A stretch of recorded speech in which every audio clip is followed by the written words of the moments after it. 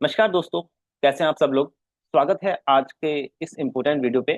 और आज का जो ये वीडियो का जो टॉपिक है ये बहुत ही ज़्यादा इम्पोर्टेंट है, क्योंकि दोस्तों आप जानते हैं आज ट्रम्प और पुतिन की जो है मीटिंग हुई है, जो कि एक कुछ टाइम से जो है आपका चर्चा में थी कि आने वाले दिनों में ट्रम्प और पुतिन की जो है वार्तालाप होने वाली है। रशिया और यूक्रेन के बीच जो 3 सालों से लड़ाई चल रही है, कंटिन्यू चल रही है, इसके रिगार्डिंग ये मीटिंग जो है एज ऑफ नाउ कंप्लीट हो गई है। और अगर हम बात करें इस मीटिंग की, तो थोड़ा मिला जुला असर इसका जो है मुझे रिजल्ट समझ में आता है।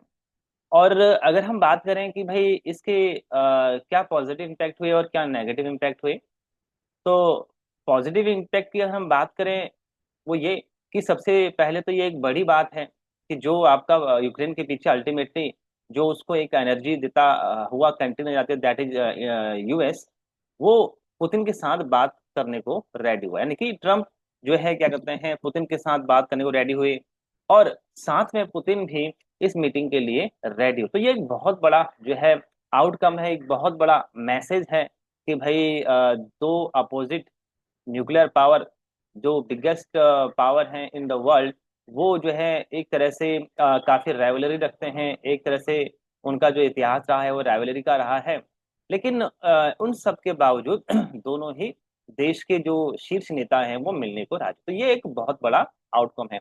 और दूसरा अगर हम बात करें इससे रशिया और यूक्रेन के रिलेशन कैसे होंगे, तो उससे ज्यादा इसका एक एज ऑफ नाउ इस मीटिंग के खत्म होने पे ये आउटकम आया कि इससे रशिया और यूएस के रिलेशन कंप्लीटली एक बार के लिए थोड़ा सा जो है एक पॉज, एक पॉजिटिव पॉज में नजर आते हैं। अब रशिया और यूक्रेन का रिलेशन कैसा रहेगा, ये लड़ाई आगे कैसे चलेगी, वो बात की बात है। लेकिन हाँ, जो ये मीटिंग रही, ये और हम पहले से ये सुनते हैं देखते हैं, और इवन ट्रम्प भी कहते हैं कि भाई पुतिन के साथ थोड़ा उनका रिलेशन ठीक है। कंट्री के लिहाज से बात करें दैट इज डिफरेंट थिंग, लेकिन एज जो है पर्सन टू पर्सन बात करें तो पुतिन के साथ ट्रम्प का थोड़ा सा व्यवहार ठीक रहा है। तो ये पॉजिटिव रहा कि भाई एक तो रशिया और यूएस के बीच में रिगार्डिंग रशिया एंड यूक्रेन की जो लड़ाई हुई है उसके रिगार्डिंग एक मीटिंग हुई। अब अगर हम बात करें इसके नेगेटिव पहलू की, तो नेगेटिव पहलू के लिहाज से आप ये कह सकते हैं कि भाई बात में कोई आउटकम नहीं निकला कि भाई हम ऐसा करेंगे और यूक्रेन ऐसा करेगा, तो कोई ऐसा कोई कॉन्क्रीट आउटकम नहीं आया। अब अगर आप इसको नेगेटिव लिहाज से देखते हैं तो उसको आप देखते हैं, लेकिन इसका जो अगर आप पॉजिटिव पहलू देखेंगे तो जो है रशिया के लिए, यूक्रेन के लिए और दुनिया के लिए ये बहुत ही जो है ये बेटर थोड़ा सा एक बेस है। और अब डिपेंड करेगा आने वाले टाइम में ये सभी कंट्रीज जो स्टेक होल्डर हैं, जिसमें आपका रशिया है, यूक्रेन है और यूरोप है, नेटो और आपका यूएस इफेक्टिवली है, इनकी तरफ से कैसे आउटकम आते हैं। लेकिन हाँ, इस मीटिंग से जो सिचुएशन है, जो एक एक नेगेटिव पॉज, एक नेगेटिव जो चीजें हैं उस पर पॉज होता हो तो इफेक्टिवली ये लग रहा है। अब पॉज किस चीज का, जो यूएस प्रेसिडेंट बार बार कहते हैं कि हम रशिया पे जो है फर्दर सैंक्शन लगाएंगे, तो हो सकता है कि वो sanction as of now pause हो जाए। हो सकता है कि बाद में लगे ना लगे, लेकिन है कि एज ऑफ नाउ पॉज होते हुए उसकी प्रोबेबिलिटी थोड़ा सा बढ़ रही है, क्योंकि अगर वो सैंक्शन लगाएंगे तो फिर इस मीटिंग का कोई रिलेशन जो है रेलेवेंट नहीं रहेगा। तो रशिया के भी अगर आप बात को आगे ही बढ़ाना चाहते हो तो फिर सैंक्शन, तो इसलिए एक बार के लिए इस बात की प्रोबेबिलिटी बढ़ रही है कि रशिया के ऊपर जो सैंक्शन वगैरह एज ऑफ नाउ तो फिलहाल वो पॉज लगते हैं। दूसरा, अब यहाँ पर कुछ चीजें निकल के आप अगर खंगालेंगे, तो जो कि हम पहले से कह रहे थे कि यूएस और नेटो के बीच थोड़ा सा अनमन, थोड़ी सी खटास नजर आ रही है। यूएस या प्रेसिडेंट ट्रम्प जो है इस लड़ाई को रोकने के पक्ष में, अब यूरोप उतना कंफर्टेबल नहीं है लड़ाई को रोकने में, क्योंकि लड़ाई तो आपका यूरोप में हो रही है, यूरोप के घर में हो रही है, और यूएस दूर।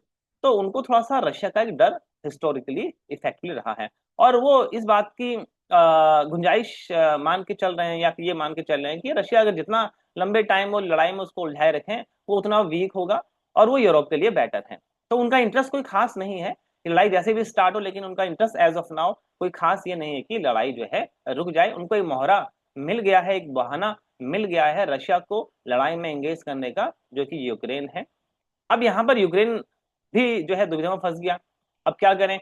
अब उसने हाल ही में रिसेंटली अगर आप देखेंगे तो उसका जो रुझान है थोड़ा सा यूरोप की तरफ बढ़ गया है, क्योंकि प्रेसिडेंट ट्रम्प या फिर यूएस ने बातचीत की बात की और उसको जो है शामिल नहीं किया। आज आप देखेंगे तो आप दोनों ही थे। हालांकि इसको भी अब ये मान के ना चलें कि भाई यही मीटिंग होगी, अभी तो लंबा एक दौर चलेगा मीटिंग का, जिसमें आपका जेलेंस्की भी होगा, यूक्रेन भी होगा, और आपका नेटो या फिर आपका यूरोप भी होगा। लेकिन हाँ, एज ऑफ नाउ तो सुनिए, तो अब जो थोड़ा यूएस से वो थोड़ा सा हल्का साइड हो गया था, अब वो यूरोप के ऊपर थोड़ा डिपेंड सा हो गया। तो अब ये देखने वाली बात होगी कि एज ऑफ नाउ यूएस क्या करता है। क्या एज ऑफ नाउ वो उसको फर्दर फंडिंग करेगा, हथियारों की सप्लाई करेगा? तो फिर यहाँ पर रशिया के पास मौका मिल जाएगा कि भाई अगर आप फर्दर अभी भी रशिया को फंडिंग कर रहे हैं, वेपन्स दे रहे हैं, तो फिर इस बात का तो कोई रेलेवेंस नहीं, फिर रशिया अपने हिसाब चलेगा। हालांकि अगर हम अभी बात करें लड़ाई के लिहाज से, इस लड़ाई के ऊपर इस मीटिंग का कोई इम्पैक्ट नहीं पड़ेगा। जैसे लड़ाई चल रही थी, लड़ाई वैसे ही चलेगी। और मे बी अब और ज्यादा ताकत से ये लड़ाई दोनों ही पक्ष, यूक्रेन और रशिया, दोनों ही लड़ेंगे। अगली मीटिंग से पहले दोनों की कोशिश ये रहेगी कि वो अपने आप को थोड़ा और स्ट्रांग करें, जिससे कि आगे जाके वो और बेटर बार्गेन कर सकें। जहां तक बात है यूक्रेन की, उसको तो बस डिफेंड भर करना है, उसके पास तो और कोई जस्ट जो है ज्यादा ऑप्शन है नहीं। हाँ, रशिया के पास जरूरी ऑप्शन है कि वो जो और एग्रेसिवली जो है, जो यूक्रेन के इलाके उसने लिए हैं उनको और बढ़ाए और अंदर यूक्रेन की तरफ जाए, जैसे कि जो नेक्स्ट मीटिंग होगी उसको वो एक बार के लिए बेटर बार्गेन कर सके। तो यूक्रेन के, अगर हम इस मीटिंग के लिहाज से बात करें तो रशिया की सिचुएशन ठीक ठाक है, उसको कोई दिक्कत नहीं है। यूक्रेन थोड़ा दुविधा में फंस गया, यूएस थोड़ा सा अब उसके हिसाब से नहीं चलने का हिसाब बन रहा है। और उसके अपने पास एज ऑफ नाउ कोई कैपेसिटी बस अब यूरोप के भरोसे है। अगर यूएस फंडिंग करता है तो वो भी अब यूएस भी थोड़ा दुविधा में फंसेगा कि भी अब क्या करें, यूक्रेन को फंड करें नहीं करें या अकॉर्डिंगली। तो ये बड़ी देखने वाली बात होगी। तो इस मीटिंग का जो नेट रिजल्ट है एज ऑफ नाउ की अगर हम बात करें, तो कोई कमिटमेंट, कोई सैंक्शंस वगैरह कुछ नहीं निकले। हाँ, यह है कि भाई कम से कम दो बड़ी पावर जो है एक बार के लिए एक मीटिंग पॉइंट पे आके मिल गए हैं। अब आगे कैसा होता है वो देखना। लेकिन अगर हम बात करें इंडिया के लिहाज से, तो इंडिया के लिहाज से भी थोड़ा सा बेटर है। एक चीज इससे ये समझ में आ रही है, और हालांकि वो प्रॉबिलिटी पहले भी थी, कि शायद जो ये संक्शन, जो इंडिया के ऊपर जो ये टैरिफ वगैरह लगा रखे हैं, 25+25 एज ऑफ नाउ 50, जो कि 27 अगस्त से जो है लागू हो जाएंगे। तो 50 से ऊपर तो फिलहाल नजर नहीं आता है। अगर रशिया के साथ एक बार्गेनिंग चल रही है तो इंडिया को, और वैसे भी एक तरह से हायर स्लैब में तो डाल ही दिया इंडिया को 50% में। तो मुझे लगता नहीं है कि एज ऑफ नाउ यूएस की तरफ से ट्रम्प बोल दे ऑफिशियली, अब जैसे 50 तो ऑफिशियली लगभग हो गया है, ऑफिशियली अब 50% से ऊपर जाने की प्रोबेबिलिटी फिलहाल कम है। दूसरा, अगर ये 50 से ऊपर लगाता भी है तो अब उसका कोई खास ज्यादा रेलेवेंस नहीं है, क्योंकि इंडिया तो इस बात के लिए रेडी है, ये बात मान के चल रहा है कि भाई यूएस जो मर्जी करे, हम तो अपने हिसाब से चलेंगे। और आज आप जानते हैं ये जो मीटिंग हुई है 15 अगस्त को हुई है, जो है लास्ट डे, यानी कि हमारे यहाँ 15 अगस्त में पीएम मोदी ने काफी इंपोर्टेंट बातें कही है 15 अगस्त में, आपका लाल किले की जो है प्राचीर से, कि हम किस तरीके से तैयारी हमें करनी चाहिए और किस तरीके से हम तैयारी कर रहे हैं। तो आपको, अगर आप उस जो है स्पीच को सुनेंगे, तो इस बात की बहुत अच्छी प्रोबेबिलिटी लग रही है, दिख रही है कि भाई जो आपका यूएस से एक दबाव बनाने की कोशिश कर रहा था, खासकर डेयरी प्रोडक्ट्स के ऊपर, उसके हिसाब से बिजनेस करने के ऊपर, इंडिया तो उसमें एग्री नहीं है, कम से कम किसानों के लिहाज से जो भी हमारा ये यहाँ पर आउटकम है। दूसरा, अगर आप देखेंगे भाई यूएस एक बड़ी पावर है, तो हम यूएस पे काफी हद तक स्ट्रेटेजिक के लिहाज से या डिपेंडेंसी के लिहाज से, जो वेपन्स है उसके लिहाज से काफी हम उसके ऊपर थोड़ा रिलाई करते थे, थोड़ा बिजनेस के लिहाज से थोड़ी। लेकिन अब मोदी ने एक तो मेक इन इंडिया वो एक लंबे अरसे से चल रहा है, अब उसको और पावर दे रहे हैं। और एक और बड़ी चीज आपने देखी होगी, जीएसटी में बड़ा जो है आपका संशोधन हो रहे हैं। और इस बात की प्रोबेबिलिटी है कि मे बी आपका दिवाली जो कि आपकी नजदीकी है, तो जीएसटी में काफी जो है दरें कम हो जाएंगी। तो अब उनका कंसर्न क्या है कि यूएस जो एक बड़ा मार्केट है, उसके ऊपर डिपेंडेंसी को कैसे कम किया जाए। तो दो तीन पॉइंट है, अगर हम यूएस के ऊपर डिपेंडेंसी के लिहाज से बात करें, एक तो जो है आपका डिफेंस जो डील होती है, जो वेपन्स है उसके लिहाज से, दूसरा थोड़ा बहुत मे बी तेल के लिहाज से, और फिर आपका बिजनेस के लिहाज से। तो इंडिया इन तीनों या फिर लगभग सभी को यूएस के ऊपर डिपेंडेंट ना रहें, किस तरीके से आगे हम फर्दर बढ़े उसके ऊपर 15 अगस्त को पीएम मोदी ने कहा। तो एक तो जीएसटी वाला अब जैसे जैसे जीएसटी की चीज निकल के आएंगे, तो बिजनेस और जो इंडियन जो उसके जो जो लोग हैं वो थोड़ा सा कंफर्टेबल रहेंगे, और उसका जो एक पॉजिटिव इम्पैक्ट है जल्दी देखने को मिलेगा। फिर मे भी आप भी जानते हैं 2035 तो उन्होंने कहा कि लगभग सभी इंपोर्टेंट जो आपकी जगह होंगे, सामरिक महत्व की जगह होंगी, इवन सिविलियन भी, और उसमें आपके वो मंदिर वगैरह या इस तरह के डिवोट जो आपकी जो जो जो धार्मिक संस्थाएं होंगी, धार्मिक जगह उनको भी 2035 तक हम सिक्योर कर लेंगे। और एक वर्ड यूज किया, दैट इज सुदर्शन चक्र।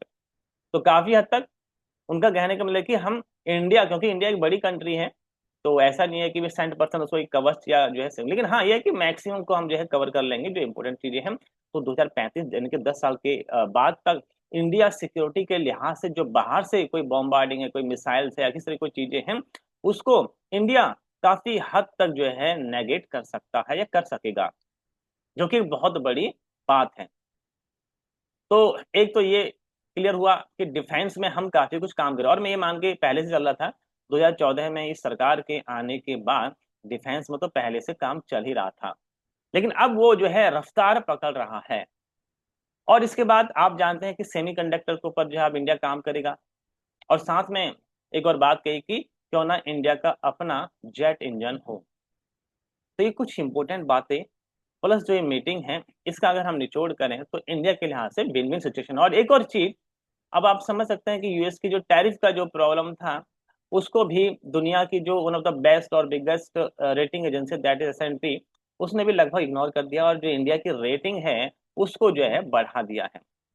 तो अब आप समझ सकते हो एक फाइनेंशियल इंस्टीट्यूशन, एक जो है वेल नोन फाइनेंशियल इंस्टीट्यूशन, जिसने हिसाब किताब लगाया और इस ट्रम्प जो ट्रम्प की टैरिफ है 25+25+15 की 50% और फर्दर और एक्सपेक्टेशन जो थी उसके बावजूद जो इंडिया की ग्रोथ है उसको बेटर बताया और इंडिया की जो रेटिंग है उसको बढ़ा दिया। तो इसका मतलब यह है कि टैरिफ का तो प्रॉब्लम जो है लगता नहीं है कि टैरिफ का कोई जो है प्रॉब्लम होगा।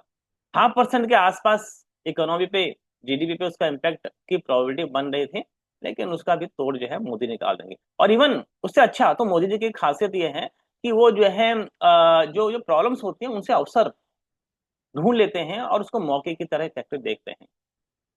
तो यहाँ पर इंडिया के लिए अगेन ये विन विन सिचुएशन है। तो इस बात की प्रोबेबिलिटी है कि तेल खरीदना जारी रहेगा। इंडिया अब जो है यूएस इंडिया के ऊपर बहुत ज्यादा अब हार्डली ट्रीट जो है नहीं करेगा, ऐसा उम्मीद है। अगर कर भी लेगा तो इंडिया उसके लिए रेडी है। तो इंडिया तो अब बहुत ही बेटर और विन विन सिचुएशन में। अब अगर हम बात करें with respect to market, stock market, share market के लिहाज से, तो एक ठहराव भी स्टॉक मार्केट को मिल जाएगा। और हाँ, इंडियन स्टॉक मार्केट को अगर आप आजकल देख रहे हैं तो एक गिरावट पिछले महीने भर से जो है, डेढ़ एक महीने से जो है गिरावट देखने को मिला, क्योंकि एफआईआईज माल निकाल रहे हैं तो उनको कुछ कंसर्न दिख रहे होंगे। बट अब लगता है कि एज ऑफ नाउ बाजार भी थोड़ा सा स्टेबल रहेगा, और बाजार स्टेबल होके थोड़ा सा जो गिरावट है वो दौर खत्म होगा, थोड़ा ऊपर की जा सकता है। तो अगर हम बात करें स्टॉक मार्केट शेयर मार्केट के लिहाज से तो ये भी एक पॉजिटिव साइन है। और अगर हम बात करें वर्ल्ड मार्केट की, जो बड़ी मार्केट है, अगर मैं उनका डेली जो है एनालिसिस करता हूँ और डेली उनका चार्ट देखता हूँ, तो बाकी सारी मार्केट कंफर्टेबल है। कल भी सारी जो है मार्केट लगभग अच्छी थी, यूएस का मार्केट भी बैठा था, यूरोप का मार्केट भी बैठा था। और मैं कुछ हफ्ता भर पहले किसी स्टूडेंट से बात कर रहा था कि इन सब मार्केटों में यूरोप और इवन वर्ल्ड के मार्केट अच्छे थे, जिसमें आपका यूएस का, यूरोप का, और शंघाई आपका चाइना वगैरह का, और जो आपका जापान है। तो जापान की मार्केट अलग ही जो है उसको एक खुशी नजर आ रही थी पिछले हफ्ते भर से। और मैं ये कह रहा था कि जापान का market near all time high पे है और ये और तेजी से भागने वाला है। बट हाँ, उन सब में इंडिया का मार्केट गिर रहा था, तो वही रीजन था कि इंडिया को टैरिफ लगा दिया और ऐसा लग रहा था कि अरे इंडिया तो अब डिपेंडेंट रहेगा। लेकिन इंडिया तो गेम अब जो है चेंजर बनने वाला है। तो इंडिया जो है अब उस राह पे लगभग चल पड़ा है जिस राह पे चाइना 25-30 साल पहले चला था। और उम्मीद करते हैं कि हमें 25-30 साल ना लगे, हालांकि एक लंबा सफर है। लेकिन हाँ, आप जानते हैं कि 2047 में प्रधानमंत्री मोदी जी ने इंडिया को एक विकसित भारत की तरफ जो है एक विजन प्रोविजन रखा है। तो उस सब के ऊपर ये काम हो रहा है। और ये जो आपका ट्रम्प का टैरिफ है, जो ये 2047 की तरफ का चलना था, इस ट्रम्प के टैरिफ की धमकी से ये जो है जो रफ्तार थोड़ा सा और बढ़ जाएगी। यानी कि इसे पॉज पॉज तो दूर की बात है, नेगेटिव तो दूर की बात है, पॉज भी नहीं आएगा, इससे और तेजी मिल जाएगी, जो मुझे लगता है। तो यहाँ पर जो आपकी अब जाहिर सी बात है, डिफेंस इतना स्ट्रांग करेंगे इतनी बड़ी कंट्री में, तो जो डिफेंस के प्रोडक्ट है उनकी रिक्वायरमेंट रहेगी। और इंटरनल सिक्योरिटी तो बढ़ाएंगे तो एक्सटर्नल भी बढ़ाएंगे। तो आपका जो आपके एयरक्राफ्ट कैरियर होते हैं इसकी तरफ बात होगी, शिपिंग की तरफ जो है बात होगी, एयरक्राफ्ट की तरफ बात होगी, और मे भी आप जानते हैं कि एज ऑफ नाउ यूएस के जो F-35 है उन पे बैन कर दिया, यानी कि उसको फिलहाल पॉज कर दिया है। तो ये सब चीजें हैं। तो अगर हम नटशल यूएस और रशिया के इस मीटिंग की बात करें तो इफेक्टिवली ये मीटिंग का कोई आउटकम नहीं आया है, लेकिन हाँ एक पॉजिटिव पॉज मुझे जरूर नजर आता है। और थोड़ा सा दुविधा में हमसे ज्यादा यूएस होगा और और यूक्रेन होगा। इंडिया के लिए ये विन विन सिचुएशन है, इवन रशिया के ऊपर भी कोई इसका इम्पैक्ट नहीं पड़ेगा। तो अगर हम बात करें कि क्या ये मीटिंग यूएस के लिए पॉजिटिव थी, तो यूएस के लिए नॉर्मल थी, neither positive nor the negative. हाँ थोड़ा सा ट्रम्प के लिए दुविधा वाली बात है। बात करें यूक्रेन के लिए, यूक्रेन के लिए बात तो कुछ था नहीं, वो तो जो है नेटो यूएस यूरोप के बूते चल रहा था। अब वो जैसा उसका मुस्तकबिल, उसका जो है भविष्य तय करेंगे, उसको वो एक्सेप्ट करना पड़ेगा। रशिया के लिहाज से भी कोई जो है पॉजिटिव और नेगेटिव नहीं है। जैसा वॉर चल रहा था वो और हार्डली हिट करेगा यूक्रेन को। इंडिया के लिहाज से भी ये एक जो है इक्वल है, पॉज है। और थोड़ा सा पॉजिटिव मुझे ये लगता है कि फर्दर सैंक्शन नहीं लेंगे 50% की। अगर ये कुछ टाइम में इंडियन प्राइम मिनिस्टर प्रेम मोदी भी वो भी जा रहे हैं, आपके यूएस भी जा रहे हैं, रशिया भी जाएंगे, तो माहौल तो ठीक ही रहेगा। तो इंडिया के लिहाज से भी ये विन विन सिचुएशन एक्चुअली लगती है। तो दोस्तों आज की meeting US and the Russia without Zelensky और द यूरोप, एक बार के लिए कोई आउटकम नहीं आया। लेकिन हाँ अगर कोई लड़ाई रुकने के ऊपर कोई बात होती है, कोई जो है मीटिंग होती है, तो वो एक अच्छा है, क्योंकि वहां पर लोग मारे जाते हैं, निर्दोष लोग मारे जाते हैं। तो अगर लड़ाई किसी भी तरीके से रुकती है तो अच्छा। और दूसरा, हम ये सुनते हैं कि प्रेसिडेंट ट्रम्प थोड़ा सा नोबेल प्राइज विनिंग जो है वो प्राइज के लिए इतना कुछ कर रहे हैं, इतना ओवर एक्टिंग कर रहे हैं, इतना। लेकिन मैं ये कहता हूँ कि अगर वाकई ही वो नोबेल प्राइज के लिए भी कर रहे हैं और उसकी वजह से अगर लड़ाई रुकती तो ये बहुत अच्छी बात है। और अगर लड़ाई रुक जाती है उनके एफर्ट से, तो नोबेल प्राइज अगर मिल जाता है तो फिर तो कोई बड़ी नहीं। लड़ाई का रुकना, किसी निर्दोष का जो है बचना, और यहाँ तो हजारों हैं, लाखों हैं। अगर वो लड़ाई रुकती है तो बहुत सारी हजारों लाखों जानें बचती हैं, और दुनिया की, देश की प्रगति में जो है उन्नति होगी। और अगर ऐसे में ट्रम्प वो जो है कर रहे हैं या कोशिश है, भले ही मान के चलो जो भी है, लेकिन हाँ भाई किसी को बचाना, देश की लड़ाई को रोकना, तो ये अच्छी बात है। मैं तो कहूँ कि हाँ फिर तो ट्रम्प नोबेल के जो प्राइज हैं उसके लिए 101% हकदार हैं। अब वो भले ही ठीक है जो भी है उनका इंटरेस्ट है और उसके लिए एफर्ट भी कर रहे हैं, तो उसमें जो ट्रम्प का इंटरेस्ट है नोबेल प्राइज की तरफ, मैं तो उसको कहूँगा कि भाई ठीक है उनको तो मिलना चाहिए, अगर वो इतनी कोशिश भी कर रहे हैं तो अच्छी बात। तो दोस्तों आज की रशिया यूएस की मीटिंग में निकला कुछ नहीं, लेकिन एक पॉजिटिव पॉज नजर आता है वो सब के लिए। और रशिया के लिए, इंडिया के लिए एक पॉजिटिव पॉज है, यूएस के लिए थोड़ा सा दुविधा, यूक्रेन के लिए दुविधा, और नेटो और यूरोप के लिए दुविधा वाला माहौल ही लगता है। तो देखते हैं आने वाले दिनों में ये सब माहौल कैसा रहता है। हाँ लड़ाई तो भी जारी रहेगी दोनों तरफ से, Ukraine as well as Russia, खासकर रशिया और हार्ड हिट करेगा। तो देखते हैं आने वाले टाइम में क्या रहता है। आज के लिए इतना ही। आप देखते रहिए इन्वेस्टमेंट योगा, इस तरह की इंपॉर्टेंट न्यूज के लिए, व्यूज के लिए और वीडियोस के लिए। टिल देन टेक केयर, नमस्कार।